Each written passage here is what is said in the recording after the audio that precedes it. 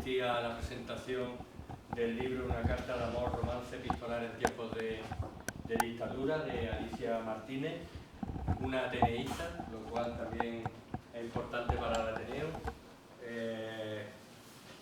El que un ateneísta pueda presentar su libro, creo que es una muestra más de la pujanza que viene disfrutando del Ateneo. Ya somos más de 300 socias y socios, hay más de 23 grupos funcionando cotidianamente y es importante y creo que demuestra también cómo este Ateneo es al final en el pueblo un acicate para el desarrollo de la cultura y para el debate y la creación artística, y una muestra es tu libro y tu trabajo con él, ¿no? Entonces nos sentimos orgullosos de poder presentar a Alicia, al libro de Alicia, y agradecer a Laura Pérez, concejala del Ayuntamiento de Mairena, y a José María Gómez, editor, que también nos acompañen hoy. Y nada, ellos son lo importante y los protagonistas. Muchas gracias por asistir. Gracias.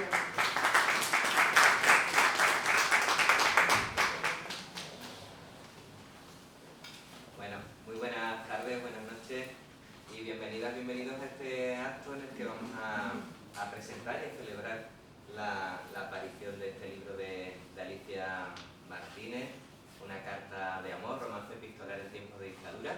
Mi nombre es José María Gómez Valero y tengo el placer de dirigir la editorial sevillana independiente Libros de la Herida.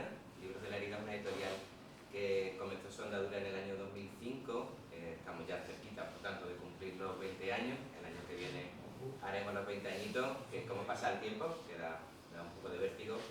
Y nada, antes de comentaros un poquito sobre el libro y sobre todo presentar a la protagonista, agradecer al Ateneo de Mairena la hospitalidad y la acogida.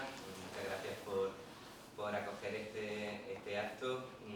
Ya hacía mucho tiempo que no venía al Ateneo y la verdad me siento siempre que he venido como en casa y en este espacio siempre abierto de encuentro, de intercambio, un espacio para la cultura y para la reflexión que además está tan siempre efervescente, ¿no? Lleno de actividad y que pasan siempre cosas bonitas. Así que un placer estar aquí y por supuesto muchas gracias a todos ustedes por querer compartir este ratito.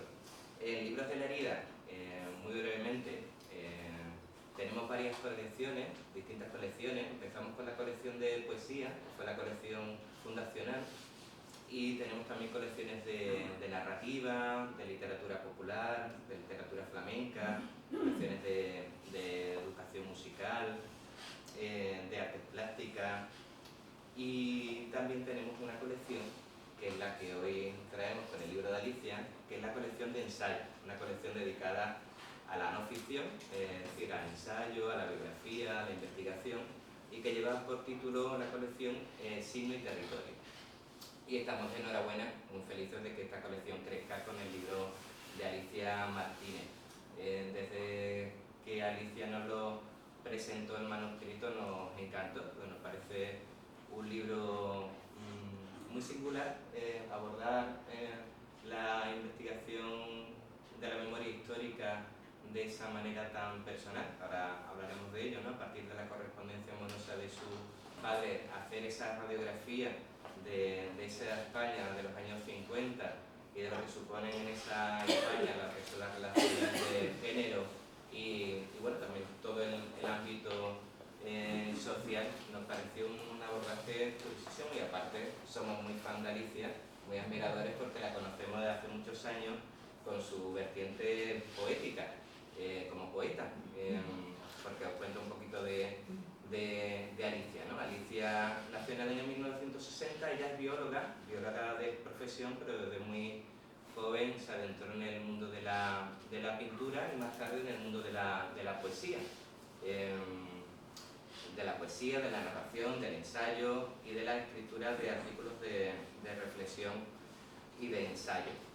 Ha publicado diferentes libros de poemas, diferentes poemarios. Por ejemplo, El brotar de la luz en el año 2015, Todas las nubes arden en el año 2017, La palabra blanca en el año 2019, Lejanía en el año 2020 y Poemas que jamás nacieron también en el año 2020, y este último libro en colaboración con Rafael Redondo.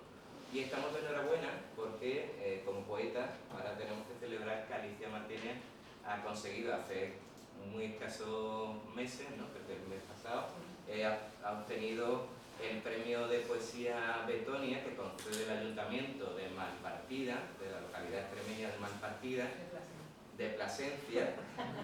Que hay Malpartida de Cáceres. Hay Malpartida de Cáceres, y si decimos que es de Cáceres, mosquea lo de Plasencia, pues estamos de enhorabuena, como decía, porque Alicia ha obtenido ese premio de poesía que otorga el Ayuntamiento de Malpartida de Plasencia por su libro Todas las fronteras duelen. Todas las fronteras duelen, que veremos prontito publicado en la Diputación de Cáceres, así que deseando que lo publiquen ya. De Cáceres, sí. Bueno, aparte de su faceta poética, también es autora de ensayo, aparte del que hoy presentamos.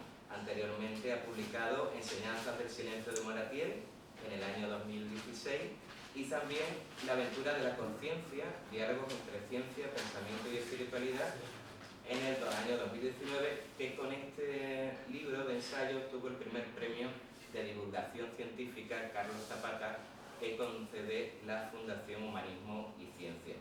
Aparte, una de las facetas por las que Alicia Martínez, también muy conocida en el ámbito literario, es por sus traducciones. En concreto, ella es traductora al castellano del poeta francés Christian Bobin.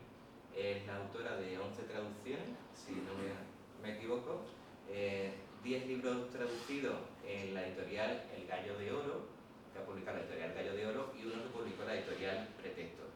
Y os recomiendo, si no habéis leído a Christian Bobin, poetazo del que siempre se aprende un montón, y que por cierto hay muchas citas en este libro de Bobin, y gracias a Alicia Martínez podemos leerlo, a ese pedazo de poeta francés, podemos leerlo en español. Termino ya contando de Alicia. Otra de sus facetas que ha promovido durante muchos años una iniciativa preciosa y muy necesaria, que es la iniciativa Poesía y Salud, que intenta llevar la poesía al ámbito hospitalario e intentar que se valore su cualidad terapéutica como uso para mejorar la salud de los pacientes. Tenemos la suerte de que nos acompañe también para hacer la invitación a la lectura del libro, y le agradecemos un montón que esté aquí con nosotros, a Laura Pérez Prieto. Laura Pérez Prieto es concejala del área de promoción y compromiso con la juventud y la igualdad del Ayuntamiento de Mairena de las Jarefes. Un título larguísimo y completísimo. Eso me está diciendo, ¿qué rollo de nombre ponéis? No. Por un lado muy largo, pero también está bien porque es muy preciso, ¿no? Muy completo, ¿no? Repito, porque área de promoción y compromiso con la juventud y también con la igualdad, que está muy bien, ¿no? Todas las áreas que abarque, que son de una responsabilidad grande. Ella, Laura Pérez, es doctora en Derechos Humanos, licenciada en Medio Ambiente, educadora ambiental y activista ecosocial, máster en género, y creo que también es un área de trabajo que tiene mucho que ver con lo que vamos a hablar hoy con el libro de Alicia, ¿no? Esas relaciones de género en esos años 50 y que se extiende desgraciadamente en muchos aspectos negativos hasta nuestra época actual. Como decía, Laura es máster en género, ha desarrollado investigaciones sobre igualdad en distintos países como Cuba, Argentina, México, Marruecos. Siempre ha estado muy comprometida con la defensa de los derechos de los colectivos más vulnerables, y esto la ha llevado a trabajar acompañando, por ejemplo, a personas migrantes en situación irregular, a personas sin hogar, a trabajos con la infancia empobrecida y a mujeres atravesadas también por distintas violencias. Un lugar contar contigo, Laura, y nada, esperamos que disfrutéis mucho de este ratito de charla, que seguro que va a ser interesante, y que disfrutéis también con la lectura este libro que lo hemos publicado con todo el amor, porque, bueno, siempre decimos que lo que publicamos el libro de la herida son libros que uno ama, que uno les apasiona, y como todo lo que uno ama y le apasiona, pues lo más bonito es compartirlo. Así que por eso estamos aquí. Muchas gracias. Gracias.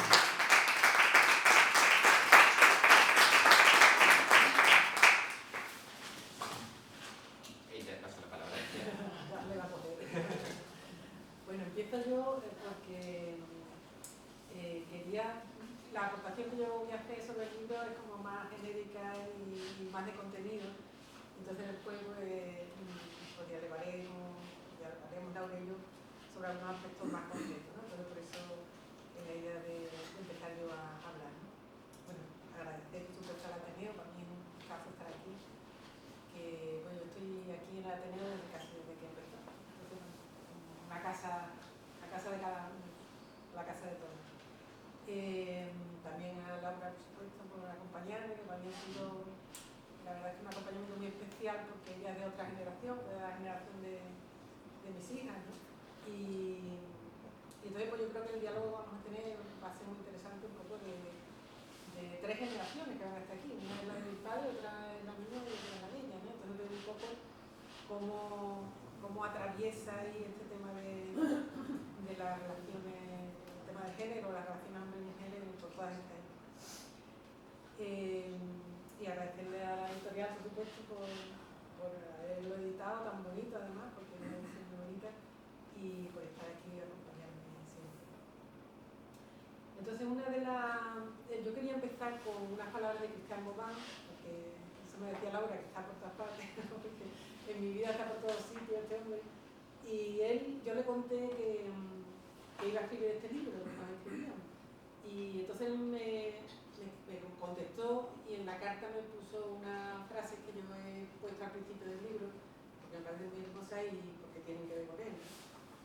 Él me decía: el papel se ha vuelto amarillento, los rostros han desaparecido de la tierra, pero las cartas, para siempre, albergan una pequeña parte de eternidad. La escritura es la vida de la vida.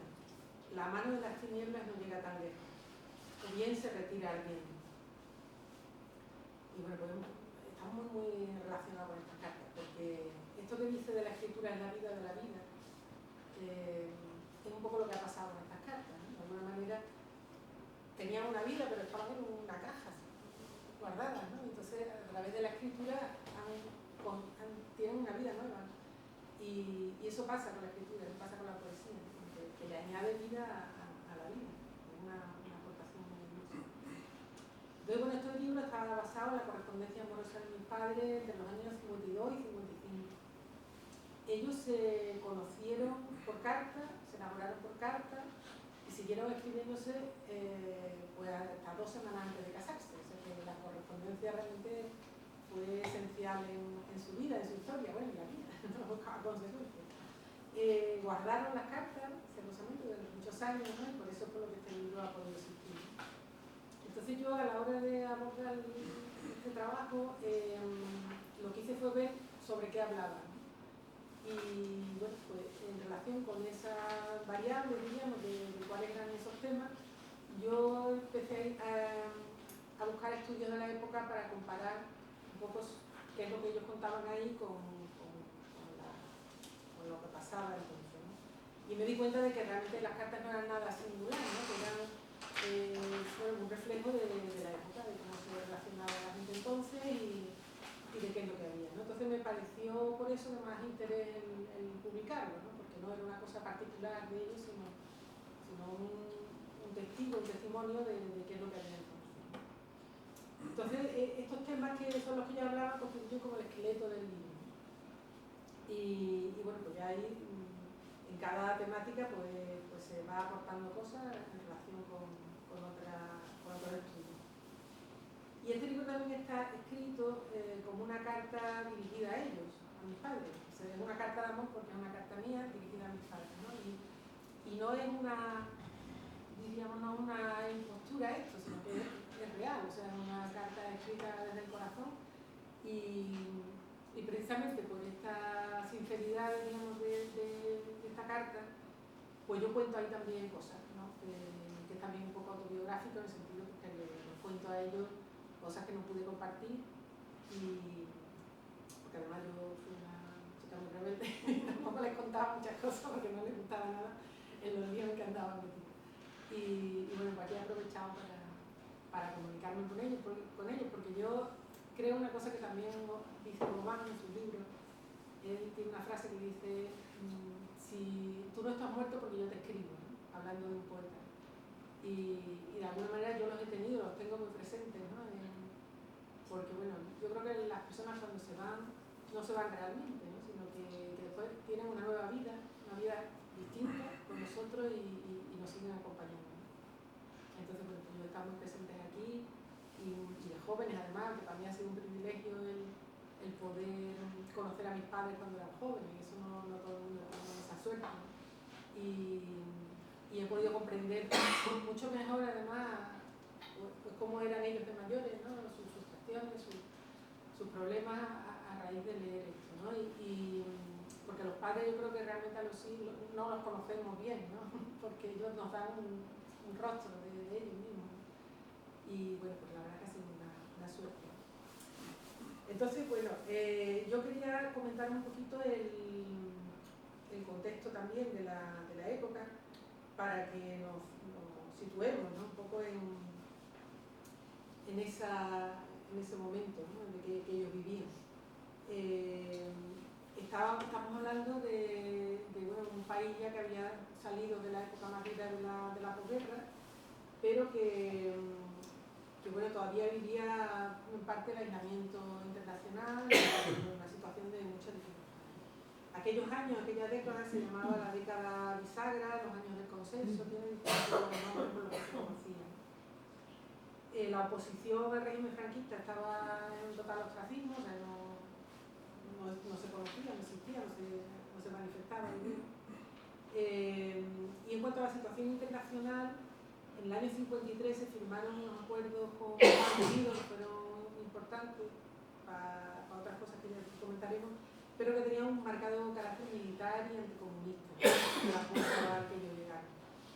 También se contó con el beneplácito de la Santa Sede, el régimen franquista, tras la firma del Concordato, en el año 53 también.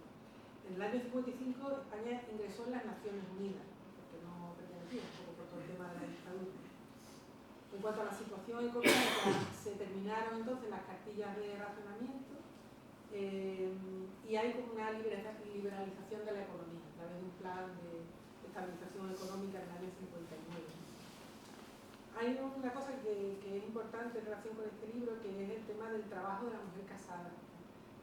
Por el fuero del trabajo de marzo del año 38, la mujer cuando se casaba tenía que dejar de trabajar. Hay una frase específica en este fuero que dice: se liberará a la mujer casada del taller y de la fábrica. Así que la mandaban a casa y ahí estaba. La ley del divorcio, que se había aprobado en el año 32, se derogó en el año 39. Y bueno, se emprendió como una cruzada purificadora o de moralidad, ¿no? Las instituciones fomentaban la denuncia y el control social sobre las personas para que se desviaban un poco de la moral oficial. Había un adoctrinamiento moral por parte de la Iglesia Católica, de las instituciones educativas, de la sección femenina, que conocemos todos. También la dictadura franquista se valió de productos culturales como el cine, la copla, la literatura, el teatro, para continuar con esa moralización. También la dudosa moralidad se consideraba una disidencia política, estaban como unidas esas dos cosas. Y empezó la represión de la homosexualidad por la reforma de Vagos y Maleantes del año 54. O sea que ese era el contexto un poco de horror que se vivía en aquel tiempo. Después hay otra peculiaridad en la relación de mis padres, que eran protestantes, la religión protestante. Por parte de mi madre viene desde el siglo XIX, pero mi padre se convirtió al protestantismo muy joven, antes de conocerla a ella. Y bueno, comentaros que la iglesia evangélica a la que ellos pertenecían se estableció en en 1869. Sin embargo, el protestantismo es, bueno, a mí me han preguntado toda la vida que si mis padres eran extranjeros, o sea que se consideraba una religión de extranjeros para extranjeros. Es bastante chocante, ¿no? Que algo que está tan arraigado aquí y fuera tan desconocido, porque bueno, se fomentaba el hecho que eran herejes y pues no se les podía conocer. Entonces, bueno, ellos vivieron un poco en ese... Las iglesias protestantes se cerraron después de la guerra, se convirtieron en almacenes y además los protestantes trajeron aquí no solo iglesias, sino escuelas y hospitales, imprentas y bueno, pues todas esas iglesias se cerraron y lo que había eran cultos clandestinos, ¿no? Aparece en la correspondencia de ellos que tenían que hacer los cultos de las reuniones en las casas porque no tenían sitio de hacerlo, ¿no?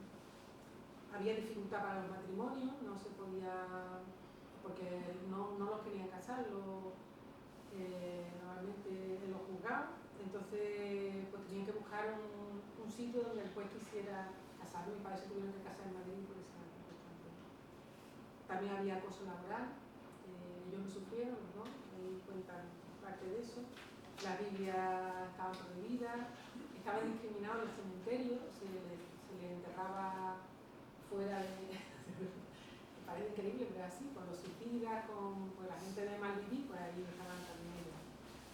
Y bueno, así fueron todos estos años, hasta se aprobó la Ley de Libertad Religiosa en el año 67, pero aún así, bueno, pues yo no lo tenía muy claro que aquello, porque además al existir la Ley de Libertad Religiosa lo que había era como una relación de gente que estaba, ¿no? Había nombres ya y apellidos, por lo cual eso a ellos tampoco les hacía mucha gracia, ¿no?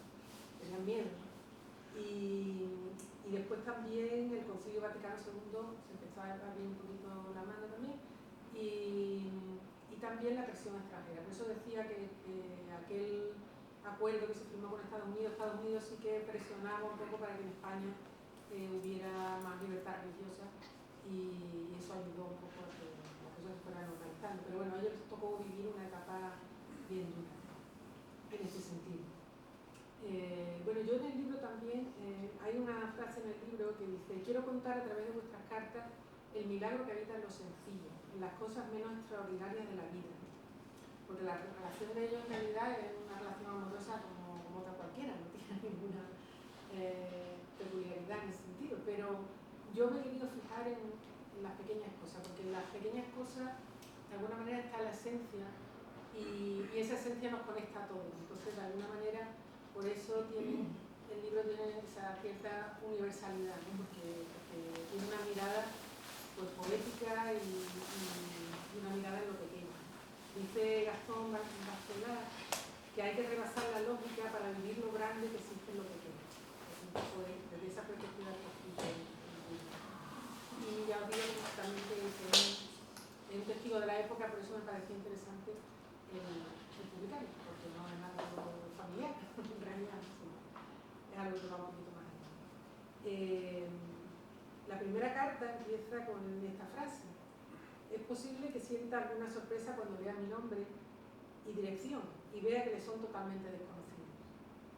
Pues ya digo que ellos no se conocen, ¿no? Así empieza y bueno, pues en esto de mirar lo pequeño pues, es bastante impresionante, ¿no? Como antes de eso nada existía y a partir de ahí ¿no? todo el mundo se encuentra y tantas cosas vienen de ahí, ¿no? Porque en la vida digamos que todo puede ser comienzo.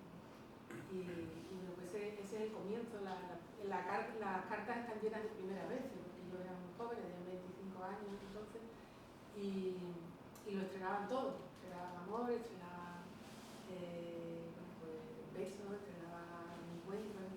Entonces, está lleno de esa novedad y de esas pequeñas resurrecciones, ¿no? que tienen ahí.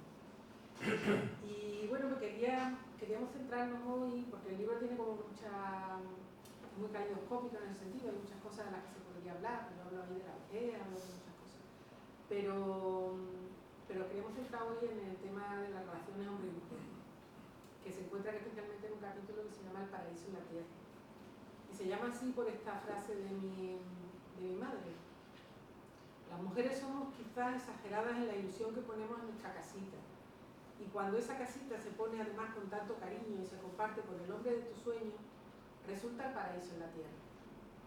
Esa era la perspectiva que la mujer de entonces tenía sobre el paraíso. Era un hogar, un marido y unos hijos. Entonces, vamos a hacer aquí un pequeño diálogo sobre las puertas de entrada al paraíso que estaban en la época y que están aquí en el libro explicadas. La primera era el autoconcepto de la mujer. La mujer se sentía, si no tenía un marido a su lado, se sentía incompleta, se sentía insuficiente por sí misma y necesitaba de un marido para que fuera el eje de sus vidas, para que tomara las decisiones, para que sostuviera económicamente el hogar y para que marcara también, esto es importante, las emociones de la mujer. O sea, que eran unas emociones subordinadas, digamos, a la del marido. También tenía que tener pequeñez, sentirse pequeña frente al hombre, con menos inteligencia, porque si tenía más inteligencia o la demostraba, pues de alguna manera se podía fracasar esa relación, él se asustaba y se iba. También era muy frecuente el carácter ingenuo, infantil, frágil, ¿no? Todos esos aspectos de la mujer, con el fin de que el hombre se sintiera fuerte y protector. Era un poco esa la función de ese. Entonces, de esto podría deciros muchas frases, pero bueno, os comento un par de ellas, de las cartas, ¿no? Solo podré estar completa estando a tu lado, o decía mi madre, ¿no?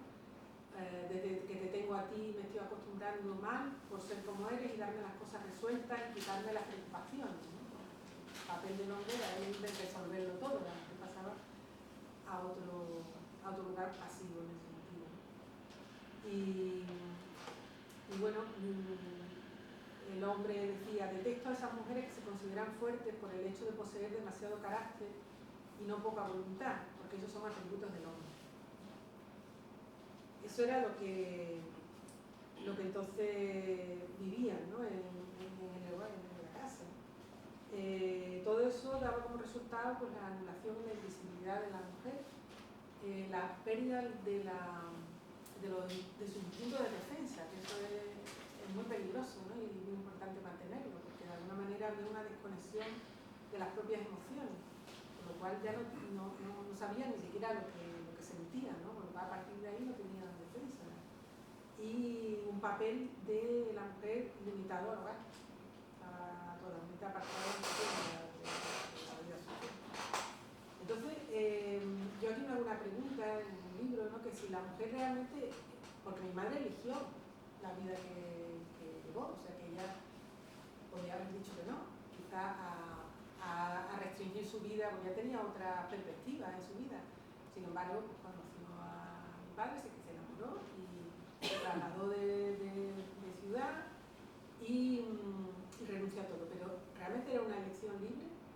Yo pienso que no.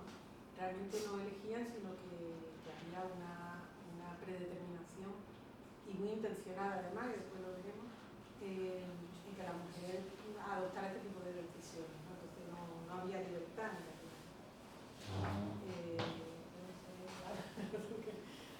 Bueno, buenas noches a todas y a todos. Yo no sé si me voy a saltar un poco aquí en el tema porque me gustaría volver un poco atrás para recoger algo y contestarte de alguna manera, ¿no? Alicia me viene por primera vez a traerme el libro, no, primero me dice que si le acompaño a presentar el libro. Yo esto no lo he hecho en mi vida. Alicia en realidad la conozco poco, la conocía poco. Ahora que he leído el libro creo que te conozco bastante mejor. Pero ¿qué es lo que me mueve a mí a acompañar a Alicia aquí hoy, ¿no? Porque digo que sí sin tener el libro en las manos, sin saber de qué va, sin haberlo hecho antes. Hay una cosa que me mueve, que me dice ella, es cómo quiere plantear el libro y en qué se quiere centrar. Y a mí me da la impresión, en ese momento, que una feminista de una generación distinta a la mía me está interpelando, ¿no? Y quiere tener un diálogo. Y a mí me toca como recoger el testigo. Lo siento así porque soy feminista, ¿no? Y soy activista. y además soy estudiosa en temas de género. Y como yo concibo el feminismo es como algo inclusivo, un movimiento que lucha por la igualdad, pero eso que tiende a ser inclusivo, a ampliar sus horizontes, que es plural y para mí tiene que ser intergeneracional, ¿no? Para mí tiene que darse un diálogo entre las distintas generaciones. Esto de la genealogía del feminismo, ¿no? De recoger el testigo, los conocimientos que se han invisibilizado tanto y de los que tenemos que aprender, porque se han desplegado muchas estrategias de supervivencia, mucha sabiduría, que ha sido invisibilizada. Porque justo el feminismo es lo que tratamos de rescatar estos conocimientos.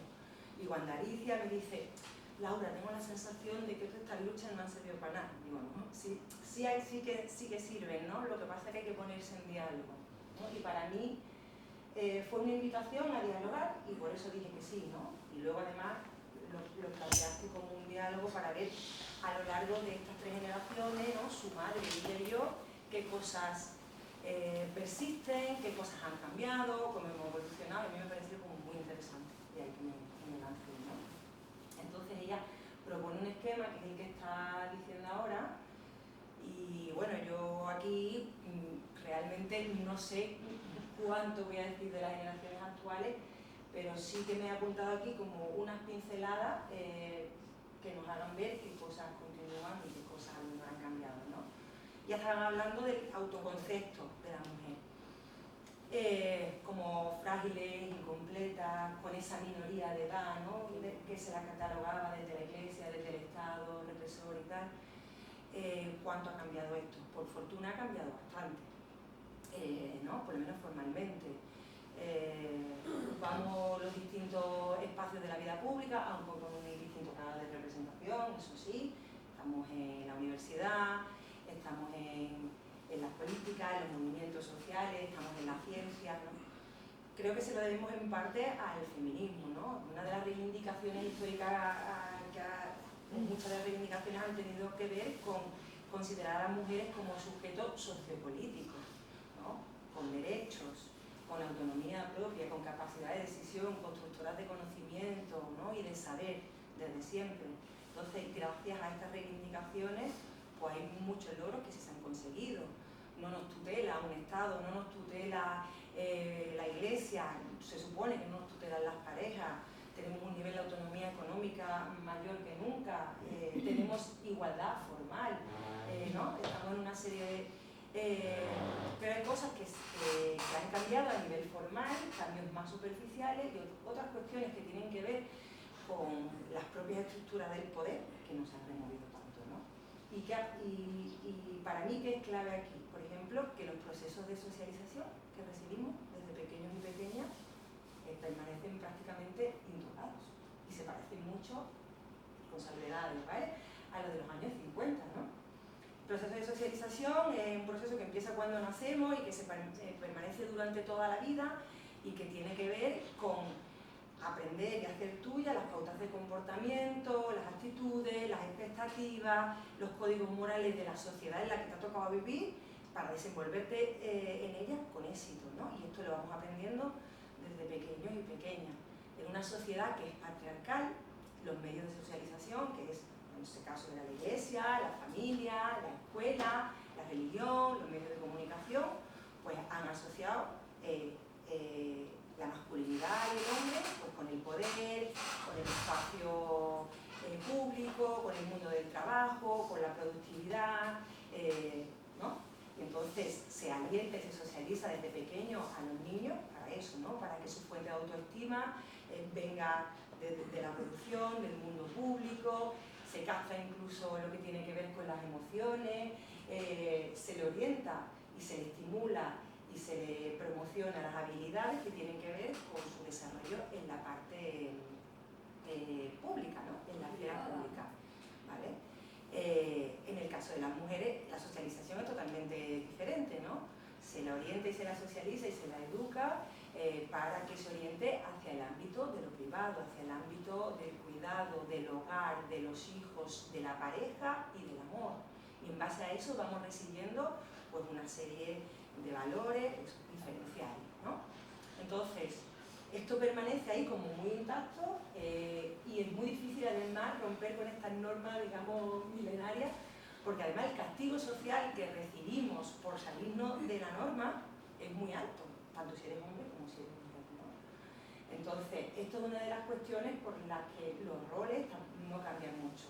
Pero además, la socialización no solo se da en el ámbito de a qué te vas a dedicar, ¿no? A lo público o a lo privado, sino que impregna todas nuestras concepciones, la propia concepción del amor y de lo que es las relaciones de pareja. Ahí también recibimos una educación diferenciada en base a si somos mujer y hombre.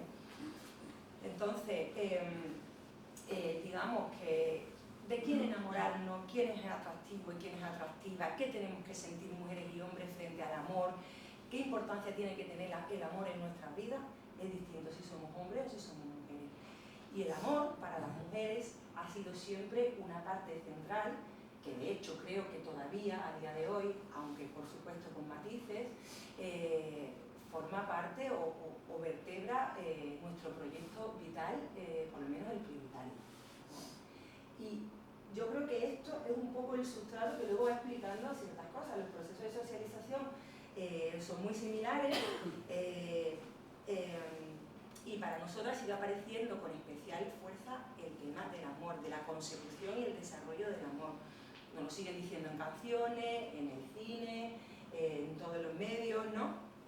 ¿Qué pasa con esto? Que el modelo de amor romántico que nos han, ¿no?, en el que hemos sido socializadas y socializados, tiene un impacto distinto para hombres y para mujeres, porque los mitos del amor romántico nos los hemos comprado todos y todas, pero nos dejan una situación de vulnerabilidad mayor a las mujeres que a los hombres, porque nuestro modelo de amor es de entrega, ¿no?, de sacrificio, claro, de olvido de nosotras mismas, ¿no? ¿Y esto qué pasa? Pues lo que tú decías, que lleva a comportamientos de sumisión, de dependencia, nos sentimos inseguras si no hay un hombre, ¿no? Y hasta la entrega de los instintos de supervivencia, ¿no? Entonces, yo creo, la cuestión aquí es que hay cosas que han cambiado, por ejemplo, los ámbitos que eran masculinizados y propiamente masculinos, que era el público, nosotras los hemos ocupado, eso sí es verdad, y ahí tenemos un permiso social que no teníamos antes, pero pasa una cuestión, que es que se nos deja siempre y cuando nuestras funciones primigenias no las dejemos. De hecho, hemos ocupado lo público, pero lo privado sigue siendo fundamentalmente nuestro, ¿no? Y esto da lugar a las dobles y a las triples jornadas de trabajo. Entonces, un poco trampa el asunto. Pero bueno, quería hablar de eso, ¿no? De cómo afecta al final esa socialización y ese modelo de amor romántico a nuestro olvido de nosotras mismas, porque nuestra identidad se construye como una identidad relacional en base a los otros, y la identidad de los hombres es una identidad individualizada por sí y para sí mismos, ¿no? Entonces yo creo que hay esta diferencia. Además, habíamos hablado nosotras, preparando un poco esto, de que notábamos que había como una cierta vuelta al pasado, que bueno, hay algunos movimientos que ya lo dirán, porque en inglés no me lo sé, pero ciertos movimientos de retorno un poco a ese modelo de la mujer de los años 50, y a lo mejor pues por las canciones, las letras, como una vuelta atrás, ¿no? A mí por lo menos se me ponen todos los pelos de punta, porque es como salir de todo eso, por eso hablamos de todo el trabajo que nos ha costado a ellas, ¿no? y a nosotras y a vosotras también, ¿no? de generación. Y sin embargo, esos rebrotes, ¿cómo se llaman los movimientos esos? Trad wife, no sé si os suena.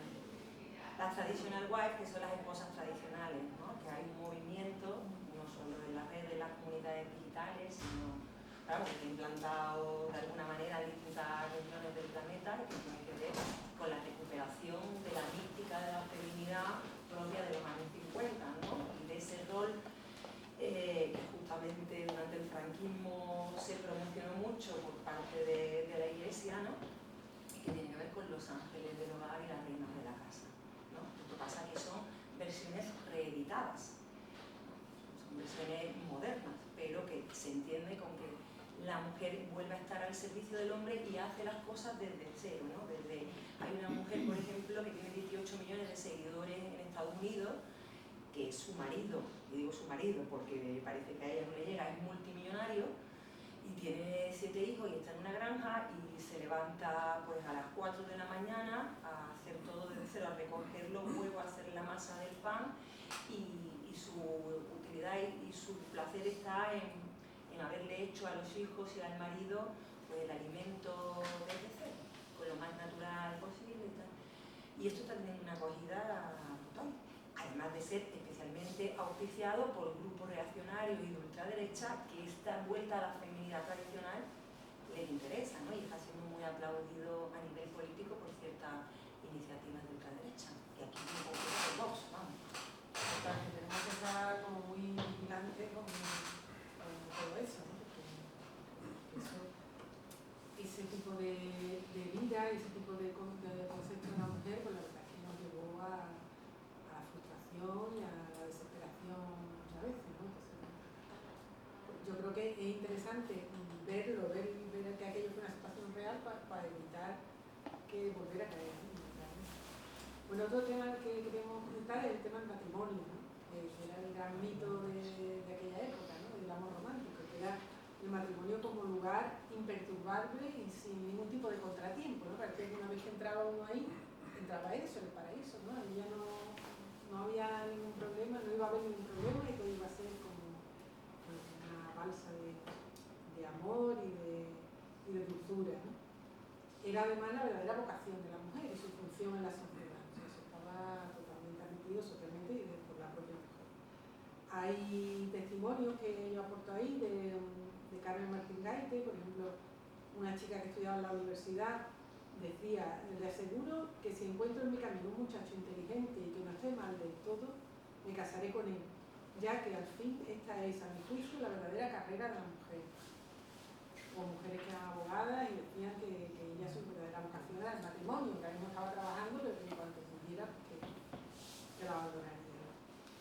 Entonces, yo he resaltado en el libro una cosa que me parece fundamental saberlo, por desmontar un poco todo el tema del romanticismo, y es que el Estado franquista promovía esto por el tema de la precariedad laboral. O sea, se convenía que la mujer se quedara en casa, porque no había empleo para todos. Entonces todo esto era un montaje para que la mujer se quedara en su casa y no estorbara en el mundo laboral y los puestos de trabajo, ¿no?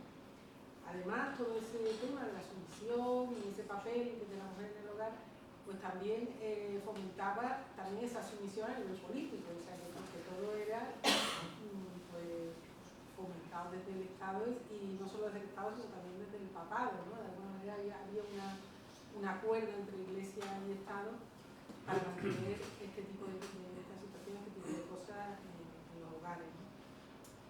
Los papeles del hombre y la mujer estaban totalmente repartidos, ¿no? y separados. El sexo fuerte era el hombre, ya sabéis el término ese de fuerte, entre comillas, claro. Siempre fuera del hogar, venciendo dificultades, sustentándolo económicamente. La jefatura en el hogar era del hombre y su voluntad era la que prevalecía. Era autosuficiente, seguro de sí mismo, o sea, todo lo contrario de lo que decíamos antes, ¿no? Sin mostrar emociones y dueño de la seguridad interior y exterior de la mujer. Sin embargo, el papel de la mujer en el hogar era la reina de la casa, también entre comillas, porque en realidad era una esclavitud más que un reinado, ¿no? Era una servidumbre. Siempre arreglada, atenta a la llegada del marido, ocupándose de su comunidad, ocupándose de las tareas del hogar, cuidando de los hijos, pero además tenía que disfrutar de eso. O sea, yo por lo menos lo más grave que veo es eso, ¿no? Que no solo tenía que hacerlo, sino que además tenía que disfrutarlo. No podía sentir la frustración que eso le producía. Y bueno, reconocerse en la jefatura del hombre y saber retenerlo en el hogar, ¿no? Un poco esa era la función primordial. En los aspectos emocionales, pues tenía que ser dulce, comprensiva, temerosa, pero serena a la vez. Se le permitía las lágrimas porque era una muestra de sensibilidad.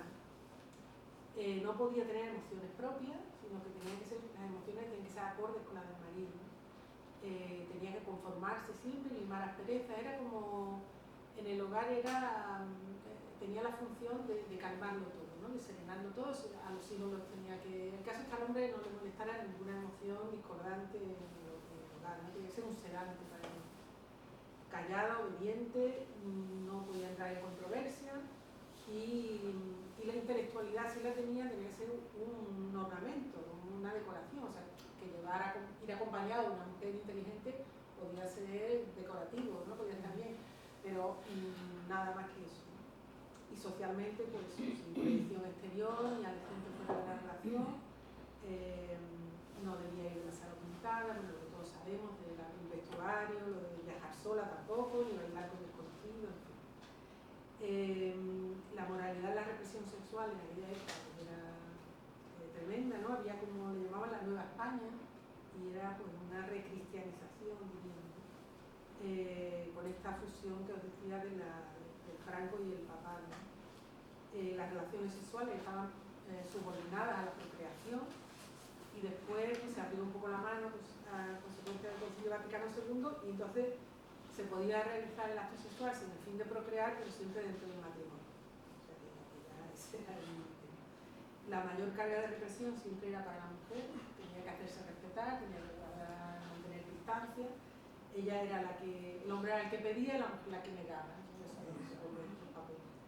El amor se consideraba más auténtico porque también pasional era. Y bueno, las conductas amorosas estaban totalmente vigiladas por la sociedad, o sea que hacían esa función de mantener ese control moral y sexual. Estaban normalizadas cosas como las cosas que estaban normalizadas, levantar la voz a la mujer y bueno, pues forzar los besos, los celos, todo eso es considerado normal. Y el maltrato, ¿no? Que a veces Laura traíamos algunas frases de esto, por ejemplo, me gusta que no quieras que haya otros hombres a mi alrededor porque eso demuestra que me quieren. Eso es una cosa que ahora también está volviendo de alguna manera. El tema de la soltería también aparece en el libro, la opinión sobre que las mujeres solteras pues eran amargadas, eran mujeres secas, ¿no? Una higuera seca, dice mi padre en algún momento, que se consideraban, pues no eran fértiles, que no... era... Pero además es curioso porque hay alguna frase, no en las cartas sino en los estudios, que no era ya solo porque se consideraba que la mujer soltera se quedaba soltera porque no era agraciada o no, sino porque tenía un carácter interpretivo, ¿no? Porque a lo mejor entraba en controversia, o sea que no solamente era el tema físico, sino también el hecho de tener un carácter fuerte era motivo de soltería. ¿Tú qué tienes que decir? Yo tengo muchas cosas aquí apuntadas, iré saltando, pero bueno, pues también las cosas que tú has ido diciendo, ¿no? Que estábamos hablando primero del matrimonio, ¿no? Claro, tú usas estudios de la época, aparte de las cartas de tus padres, ¿no? De Carmen Martín Gaite, para que nos dé el contexto en el que nos desenvolvíamos. Yo también tiro de estudios de la época, ¿no? Para tomarle el pulso un poco a la sociedad y cómo anda, ¿no? De esos estereotipos sobre el amor y tal, ¿no? Entonces me encuentro con un estudio de la Universidad de Valencia para ver si siguen vigentes los estereotipos del amor romántico. Un estudio actual. Sí. Un análisis actual de las diferencias de género. Y me encuentro que el 60% de los chicos creen que el amor es ciego, son chicos y chicas de 19 a 30 años, en relaciones estables, fundamentalmente universitarios y un 80% heterosexuales, ¿vale? 2.000 alumnos y alumnas. De ahora, ¿vale? De 2018. Sí. Tiene 6 años, pero bueno, me pareció como muy relevante. Los resultados, ¿no? El 60% de los chicos creen que el amor es ciego. El 50% de las mujeres creen que el amor lo puede todo. Este es el mito de la omnipotencia, ¿no? Dentro de los mitos del amor romántico hay distintos mitos. El mito de que el amor lo puede todo, ahí se empiezan a justificar también determinadas actitudes y comportamientos que pueden ser violentos, que pueden ser irrespetuosos, pero como el amor lo puede todo, ¿no? Pues ahí en ese seno del ámbito familiar, que negra donde pueden suceder 1000 cosas, pero como queda todo restringido a las 4 paredes, ¿no? Solo el 12% de los chicos y el 30% de las chicas piensan que se puede ser feliz sin una relación de pareja.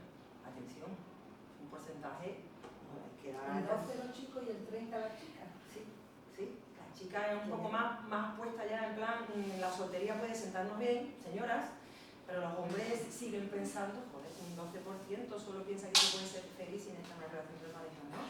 Ahí vemos que también se mantiene una imagen idealizada de lo que son las relaciones de pareja, ¿no? ¿Esto cómo se relaciona con el matrimonio? El matrimonio es un mito fundacional del amor romántico, como es el de la exclusividad, el de la fidelidad, el de los celos, el del libre albedrío, ¿no? Eso que tú decías antes, mi madre y yo tenemos la tendencia a pensar que elegimos fuera de las presiones sociales de la época y nuestro margen de decisión muchas veces está muy limitado, ¿no? Y cuanto más presiones recibamos de los medios, más difícil.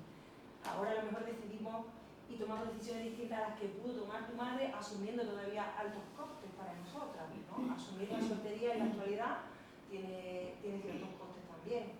Tu madre ni siquiera se lo pudo pensar, ¿vale? Y quizá hemos avanzado, pero sigue habiendo ciertos mitos que tienen una vigencia y un arraigo que no nos permiten determinadas cosas, ¿no? Estos mitos los introdujo el cristianismo, ¿vale? Para la asociación esa de la felicidad con la pareja, ¿no? Con el amor. Claro, totalmente, ¿no? Entonces, ¿qué se parece, por ejemplo, ¿no? Decía la función social del matrimonio? Que era porque la precariedad laboral y las mujeres casadas había que retirarlas del mercado para que ese ámbito lo siguieran teniendo los hombres, ¿no? Ahora hay una relación muy perversa entre el patriarcado y el capitalismo, ¿vale? Porque yo creo que ni Estado ni mercado podrían asumir económicamente la cobertura del trabajo de cuidado gratuito que hacen en el ámbito familiar y doméstico y comunitario las mujeres si no es bajo el esquema del amor romántico y del matrimonio, ¿vale? Entonces se siguen fomentando a través del refuerzo de los mitos del amor, que esto se hace porque el esfuerzo, con la entrega total, hay que hacer por la otra persona todo lo que se pueda, postergando lo propio, perdonar y justificar todo en nombre del amor, idealizar a la otra persona, cualquier sacrificio es positivo. Entonces, en la actualidad funciona de otra manera, pero sigue teniendo cierta función social, ¿no? Y que es que si nos deshacemos también de esos mitos, ¿cómo vamos a sostener semejante cantidad? 23% del PIB se ha contabilizado, ¿no? Por los estudios y los cuidados, ¿no? Esto no lo puede asumir el Estado ahora mismo ni con políticas públicas, no puede. Entonces, en eso todavía hay, ¿no? Igual la Iglesia no tiene ese peso con el tema del matrimonio, no tiene ese carácter moralizante ahora mismo, pero tenemos otras formas de seguir atándonos a ciertas convenciones sociales, ¿no? Eso por un lado, con respecto al matrimonio. Con respecto a la moralidad y la represión social, ¿no? Ella hace una serie de afirmaciones, ¿no? El día que nos conozcamos pareceremos dos traviesos colegiales cogidos en flagrante delito. Entonces, el sexo es visto todavía en la actualidad como algo moralmente reprobable, un delito, una travesura. Sigue habiendo una concepción de que la mujer virtuosa es aquella que es virgen. Pasa lo mismo con los hombres. Eso también he estado como investigándolo para tratar de ponerme más al día y hacer ese debate también más actual. Por suerte, la tendencia es la libertad sexual, ¿no? Y las mujeres somos vistas como sujetos deseantes, por fortuna, pero también alertamos sobre esas nuevas tendencias que suponen una regresión en nuestras libertades sexuales y que aparecen sobre todo en Internet, ¿no? Y quiero hablar de dos tendencias concretas que forman parte de la manosfera. No sé si habéis escuchado ese término. La manosfera son comunidades digitales con una implantación muy grande entre la generación Z, que sobre todo son hombres jóvenes y que se caracterizan por una marcada misoginia hacia las mujeres y un rechazo muy grande, ¿no? Entonces comparten estrategias de cómo discriminar, de cómo a las mujeres, ¿no? Y hablan en determinados espacios de las chicas kilómetro cero. Hoy me conseguí una kilómetro cero y me casé con ella de repente. en un vídeo de TikTok aparece, ¿no? No están hablando de ningún coche, están hablando de una chica que tiene poco rodaje sexual. Entonces, eso es considerado como, ¿no?, como una virtud, que tenga poco rodaje sexual, hasta el punto de que considero que me puedo casar con ella.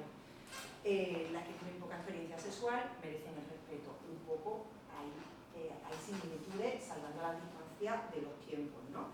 Y luego hay unas comunidades que son las incels, que es una palabra que viene del inglés y que es un acrónimo y que significa involuntary celibate, celibato involuntario, ¿vale?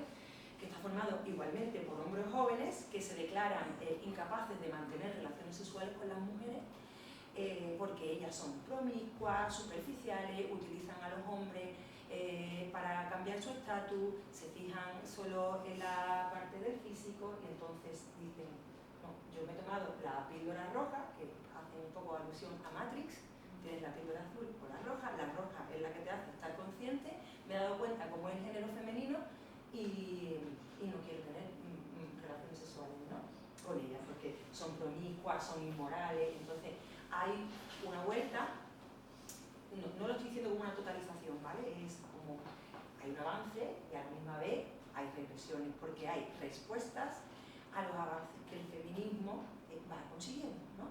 Entonces estas son un poco las respuestas ante el tema de la moralidad y la represión sexual. Hablábamos, ¿te acuerdas del tema del papel político, digamos, del hombre, los votantes, por ejemplo, de Vox, ¿no?, que son más hombres que mujeres, y también en Estados Unidos, un poco el tema de las votaciones que ha habido allí, y también parece que el tema influye, ¿no?, desde que el hombre tiene como un miedo un poco a esos avances del feminismo, y entonces toma actitudes más reaccionarias para parar eso. Un poco eso. Sí, porque esto tiene mucha importancia. Tenemos que nos importa mucho para el avance de la sociedad. Y en cuanto a las cosas que tú comentabas, ¿no?, que estaban normalizadas, el tema de los celos, el tema de los gritos, ¿no?, en determinadas cosas, pues otro estudio, en este caso de la Universidad de Oviedo, en la población joven, habla de que hay una alta prevalencia de tres variables que van unidas, ¿no?, dependencia emocional, volvemos a ese esquema dependiente, celos y ciberviolencia, ¿no? Y es curioso porque a la misma vez que hay una cantidad de población joven que se declara feminista, que antes no había, que hay como un 50% de población joven que se considera feminista, a la misma vez hay estos comportamientos reaccionarios que van subiendo, ¿no?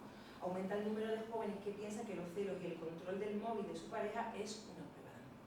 Es lo que determina que el amor es verdadero, ¿no? Que a ti te preocupes con quién va, acordada, estar. Uno de cada cuatro, es un 25% de la gente joven, ¿vale? Estamos hablando de que aumentan también los chicos que consideran que para evitar conflictos la chica se debe vestir como le dice su pareja, ¿no? Claro, se sigue pensando que el tema de los celos es consecuencia de la pareja, ¿no? No se entiende como otro mito más que nos hemos comprado, hemos entendido que el amor universalmente es así y tiene esos rasgos, ¿no? ¿Qué pasa, no?, que me preguntaba ella. En este sentido, ¿cómo vamos? ¿Qué hemos avanzado? ¿Qué le pasa a las generaciones jóvenes? Yo creo que hemos sabido identificar muy bien la cúspide de la pirámide en cuanto a la violencia, ¿no?, que son los feminicidios, los asesinatos machistas. Ahí creo que cada vez hay menos tolerancia, hay un nivel de sensibilización muy grande. Eso es algo que repudiamos en general, pero claro, los feminicidios son por la punta del iceberg, que tiene una base enorme, o la punta de una pirámide cuya base social, o sea, cuya base es mucho más mayor, quedan sin ser debatidas, quedan sin ser problematizadas socialmente, una serie de violencias que ahora mismo para nosotras y nosotros son invisibles, y para los jóvenes también. El tema de la violencia psicológica todavía no tiene la entidad suficiente para ser considerado grave. La violencia sexual se está empezando a dar a algunos niveles porque no se ha problematizado. Se ha problematizado la violencia física y el asesinato. Pero claro, abajo, ¿qué es lo que hay?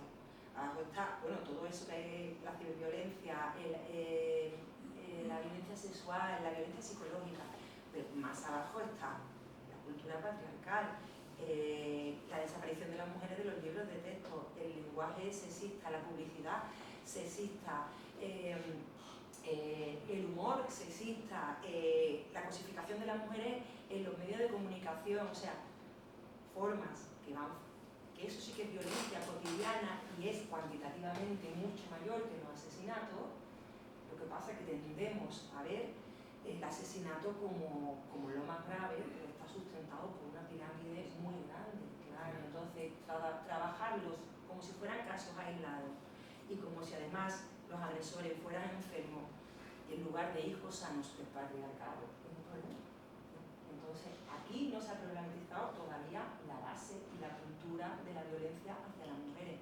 Entonces, cuando ella me decía, mis padres no tuvieron una relación violenta, ¿verdad? ¿No? Me lo transmite así. Y yo le dije, yo he leído el libro y por algunos fragmentos, aunque ellos no llegaran a la violencia, evidentemente, a mí me parece que esto es un caldo de cultivo y es el sustrato ideal para la violencia de género. Porque es así, porque tiene que ver con una cultura en que la mujer está subyugada, subordinada continuamente, depende de la aprobación y tal, ¿no? Entonces, esto está ahí en el sustrato de la violencia que todavía queda muy visibilizada en algunos de los casos. Pues eso, tenemos que hacernos muy conscientes un poco de todo esto. Entonces, bueno, pues yo tengo una idea. Voy a aumentar un poco las conclusiones que yo saco un poco del libro, pero también dejar un poquito de espacio para que hablemos, ¿no? Vosotros y vosotras. Lo que les tocó vivir a las mujeres de esa generación, la base un poco del autoconcepto que tenemos las mujeres ahora, de nuestro papel en la sociedad. Entonces, bueno, nos puede dar referencia para ver en qué hemos avanzado y qué es lo que nos queda, ¿no? También mirar al pasado para aprender de él y situarnos bien, ¿no?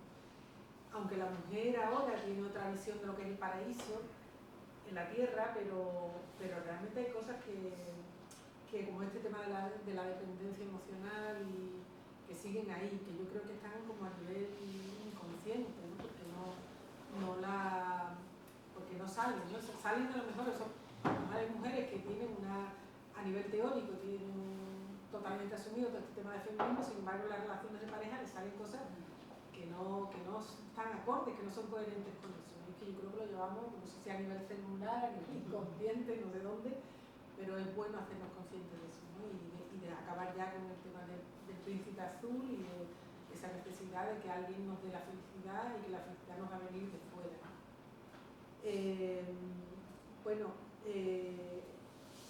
Este libro también es un homenaje a las mujeres, ¿no? De esa generación, porque ellas de alguna manera, aunque ellas no pudieran, porque era imposible en aquel momento salir de esa rueda, ¿no? De ese acondicionamiento, pero a nosotras sí que nos empujaron, ¿no? Nos empujaron. Yo recuerdo muchos comentarios de mi madre intentando que no me echara novio pronto, que acabara los estudios, ¿no? Esa obsesión que tuvo esa generación porque estudiáramos, ¿no? Y bueno, pues lo que querían era eso, ¿no? Sacarnos un poco de eso que ya habíamos vivido, ¿no? Entonces, pues yo con este libro creo que quiero hacer un homenaje a esa generación que lo tuvieron tan difícil y que nos dieron tanto para poder después, a partir de ahí, como base, pues empezar un poco y empezar a volar generación a generación y mujer a mujer, ¿no? Como lo estamos haciendo. Y bueno, pues no... la última frase de las cartas es: te colmaré de felicidad. y bueno, eso que estamos hablando de que nadie te va a dar esa felicidad que esperas, ¿no? Pero bueno, ellos en aquella época sí que lo intentaban, ¿no? Y sin embargo ellos, al contrario de lo que consideramos que el amor romántico es como lo ideal, ellos tuvieron un amor después con los años, ¿no? Un amor sólido, un amor que sobrevivió a todos los problemas que tuvieron y que en la vejez, no tuvieron demencia, ¿no? En la vejez pues también superó la fragilidad del cuerpo, la de la mente, ¿no? Y persistió, ¿no? También es hermoso el decirlo y el valorar. Y bueno, acabar con una frase bueno, ya la también sacada la suya, pero una frase de Gauguin que dice: al final del final quedará lo indestructible, lo demasiado ligero para morir y lo demasiado menudo para arder. Un poco bueno. indestructible por lo que ha quedado aquí y que permanece en mí también, ¿no? Y mis hijas, y ahí sí. Bueno, yo si quería conmemorarlo. sí, quiero hacer esa invitación a la lectura que me podía hacer al principio, ¿no? Nos hemos metido en No, bueno, temáticas no sé, apasionantes. mi propia reflexión sobre el libro. A mí el libro me ha gustado mucho, está muy bien escrito, está hecho con mucha sensibilidad, tiene mucha poesía, tiene mucha espiritualidad, tiene mucho amor dentro. Y a la misma vez es un libro que trasciende lo personal y lo familiar, la historia íntima, ¿no? De hecho es un libro, como decían, que tiene que ver con una etapa de nuestra historia, ¿no? Y en ese sentido es un libro con interés sociológico y antropológico, ¿no? Y me parece como un diagnóstico bastante certero de una generación y de una etapa histórica desde una perspectiva de género, ¿no?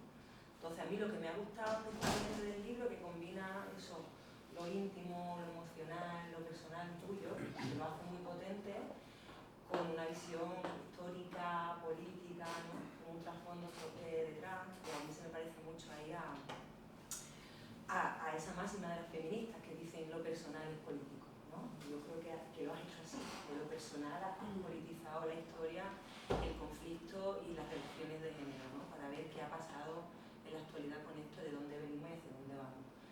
Y yo quería decir también un mensaje a modo de conclusión, porque parece que he lanzado alarmas, porque para mí son alarmas como feminista y además como concejala de igualdad, quizás de ciertas regresiones que vienen sucediendo en las generaciones jóvenes y como además como concejala de juventud que soy me preocupan, pero el avance ha sido indudable. Lo que pasa es que estamos hablando de una maquinaria muy potente y milenaria de discriminación, de subordinación, de violencia hacia las mujeres, y desactivarla no es algo fácil y hay que seguir, ¿no? ¿Y cómo se sigue? Pues eso, rescatando el legado de otras mujeres, de tu madre, de lo que te transmitió a ti, recogiendo yo el testigo tuyo, ¿no? Entonces, tirando de ese hilo, haciendo pedagogía siempre que se pueda y colocándonos también nosotras, permitiéndonos eso de ponernos en el centro de los cuidados, ¿no? Ser nosotras mismas, ser para nosotras también, ¿no? Con independencia de que podamos cuidar a los demás, pero estar ahí en ese centro, ¿no?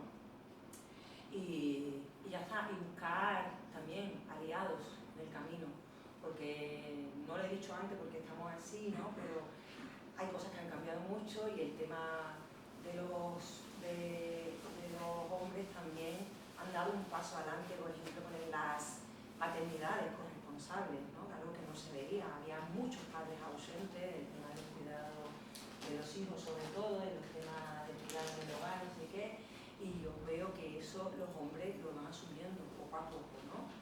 Y yo creo que ahí tenemos que nosotras también ampliar los horizontes y contar, por supuesto, con los hombres que se nos van poniendo en ese camino. Pues decir, no, decir una cosita de lo final. No sé, yo iba a decir antes que a mí me gusta mucho diferenciar entre no espacio privado y espacio público, porque eso puede dar lugar a muchas confusiones. Cuando se dice que la mujer está en el espacio privado, no estamos nombrando el espacio privado, estamos nombrando el espacio doméstico. El espacio privado es el espacio de ocio, es el espacio donde una persona encuentra el tiempo para poder vivirse, experimentarse, desarrollarse, y ese espacio tampoco lo ha tenido nunca la mujer. Entonces, el espacio privado ha estado más bien ligado al espacio público, en el sentido que el hombre, que era el que manejaba el dinero y se podía mover en la sociedad y ser visible, podía tener acceso al ocio y a todo lo que eso conllevaba, mientras que la mujer estaba restringida al ámbito propiamente doméstico y no tenía ese espacio privado. Por ejemplo, decía ¿cómo era el libro este de Virginia Woolf, ¿no? De una habitación propia, ¿no? El tener ese espacio, ese tiempo para dedicarnos a nosotras mismas, que ahora está siendo también un poco trampa, como comentaba, ¿no? Porque la mujer está tanto en el espacio doméstico como en el espacio público y le sigue estando negado casi el espacio privado, porque siempre ese mito, esa trampa de la superwoman, que lo puede con todo, que no tiene tiempo para nada, no me da la vida, no me da la vida, y me siento orgullosa de que no me dé la vida. Y al final, pues, sigue siendo también una negación de nuestra privacidad, ¿no? De nuestro desarrollo personal. Sí, sí, no, pero muchos de estos tienen muchos matices.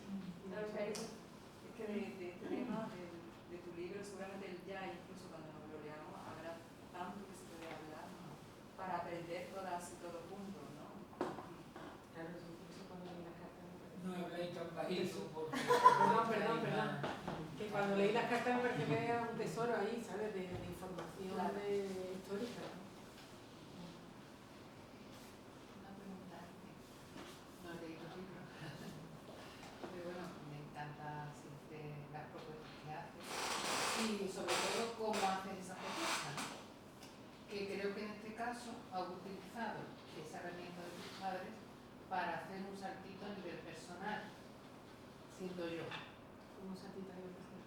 Eso, ¿para qué te ha servido a ti a nivel personal? ¿Qué crees que has sanado? ¿Qué crees que has aprendido? ¿Qué crees que has aportado con ese trabajo personal que nos vas a compartir o que nos estás compartiendo? Mi nivel personal, sobre todo, ha sido conocerlo mejor. Conocerlo mejor y entenderlo como fueron de jóvenes a como yo los vi de mayores, como yo los viví. Pero a mí me ha servido porque además me ha cogido en una...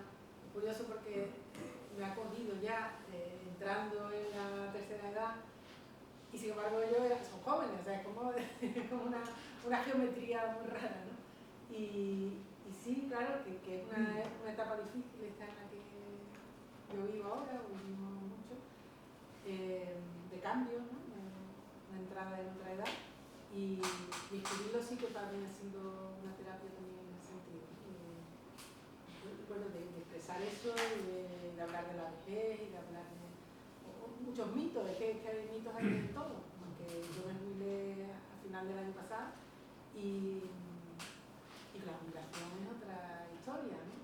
Tremenda para vivirla, ¿no? Porque hay muchas cosas que son ciertas y que uno las tiene que... Yo creo que en la vida nos lo dan todo interpretado ya.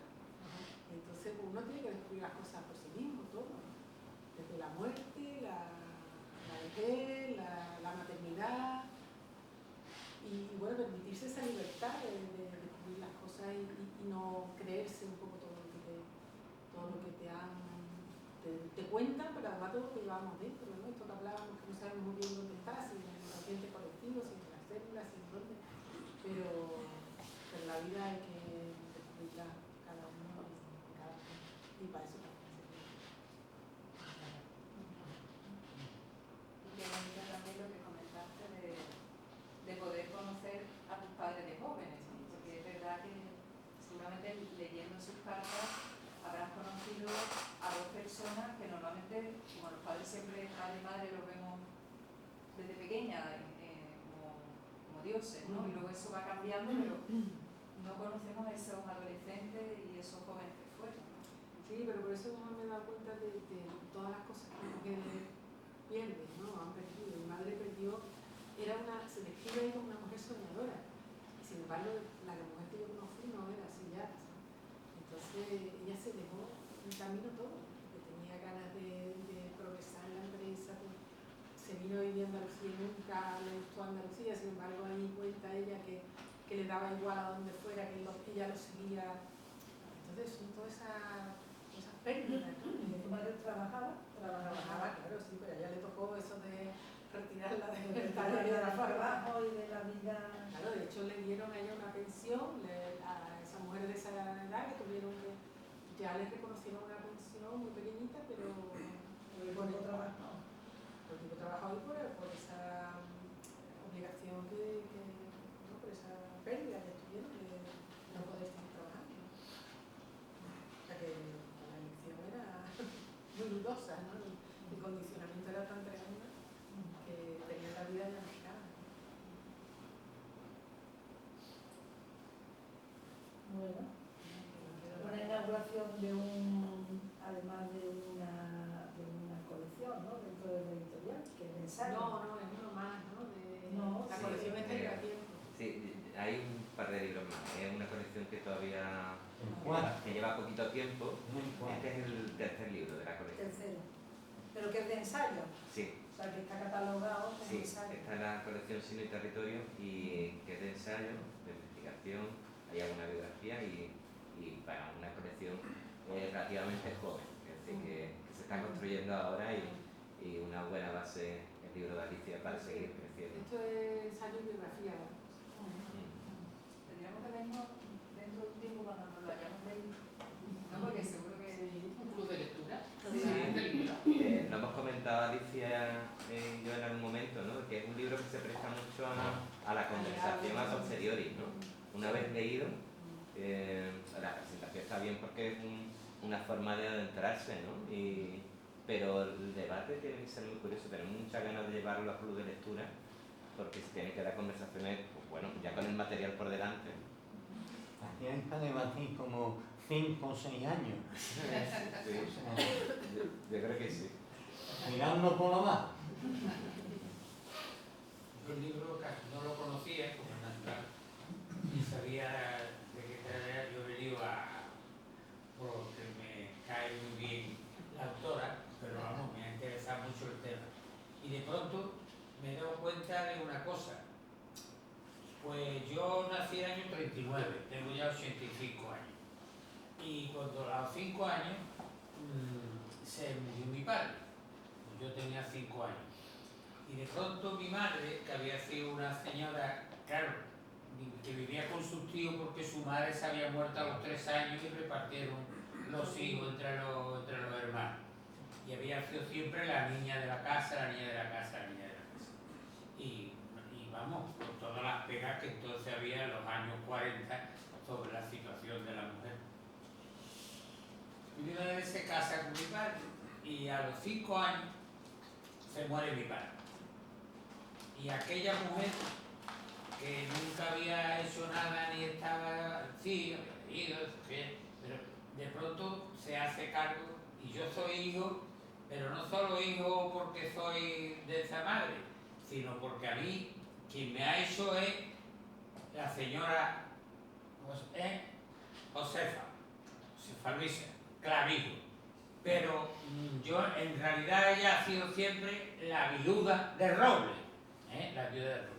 Pero esa viuda de Roble dijo, y es que cuando ahora la mujer empieza a tomar camino y presencia y literatura y vamos para adelante, de pronto es que me he vuelto a pensar en el milagro de mi madre.